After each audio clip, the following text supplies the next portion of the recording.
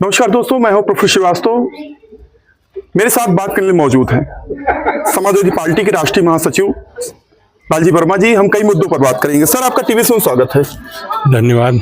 लखनऊ में नशे में धुत दरोगा ने दरोगा के ऊपर जो है गाड़ी चढ़ा दी, क्या कहेंगे सर? सबसे पहले तो मैं आज नया साल है 2026, इस क्षेत्र के सभी सम्मानित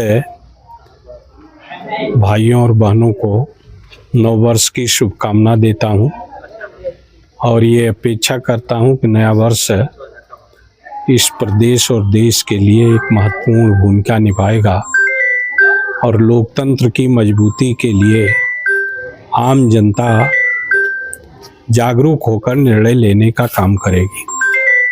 दूसरी तरफ जो आपने कहा कि नशे में धुत दरोगा के ऊपर गाड़ी चढ़ाना, तो ये आज उत्तर प्रदेश में जंगल राज है, कानून का राज नहीं है।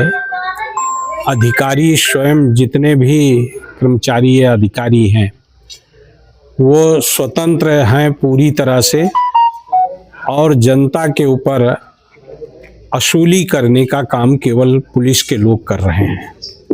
जनता को न्याय नहीं मिल रहा है, उनसे केवल असूली करने का काम किया जा रहा है। और केवल अकेले लखनऊ में नहीं, पूरे उत्तर प्रदेश के हर जिले में भारतीय जनता पार्टी की योगी राज में जिस तरह से निरंकुश होकर पुलिस आम जनता को उत्पीड़ित कर रही है, कानून की धज्जी उड़ाने का काम कर रही है, निश्चित रूप से इसे जंगल राज ही कहा जाएगा। सोशल मीडिया पे एक वायरल हो रहा है, दबंगों ने एक नाबालिग को पकड़ के बंधक बनाया और वो पीट रहे हैं सर। अभी तक गिरफ्तारी नहीं हुई है सर, आप क्या मांग करेंगे? निश्चित रूप से कहीं भी इस तरह की घटना होती है, माननीय श्री अखिलेश यादव जी ने ऐसी घटनाओं से बचने के लिए डायल 100 की व्यवस्था करने का काम किया था कि जिससे 10 मिनट के अंदर ही पुलिस वहां पर पहुंच सके। लेकिन आज योगी राज में उसका नंबर जब बदला गया तो उसके बावजूद भी कोई अंतर जो पड़ना चाहिए था कि आम जनता को राहत मिलने का, वो राहत मिलने की जगह पर जनता के साथ अन्याय हो रहा है, उसकी लूट हो रही है और समय पर पुलिस पहुंचने का काम नहीं कर रही। मध्य प्रदेश में इंदौर के जनपद में जहरीला पानी पीने से लगभग 10 लोगों से अधिक मौतें हुई हैं सर, क्या कहेंगे सर इस सरकार को लेकर? मैंने पहले ही कहा कि ये सरकार पूरी तरह से फेल है और जनता की समस्याओं का निराकरण करने में पूरी तरह से अक्षम है जी। वहाँ का तो जो आपने इंदौर की बात चर्चा की है ही, इसके साथ साथ आपने देखा कि लखनऊ में जो इन्होंने राष्ट्र प्रेरणा स्थल बनाया, उसके बगल में तमाम बकरियां मरी पाई गई जी।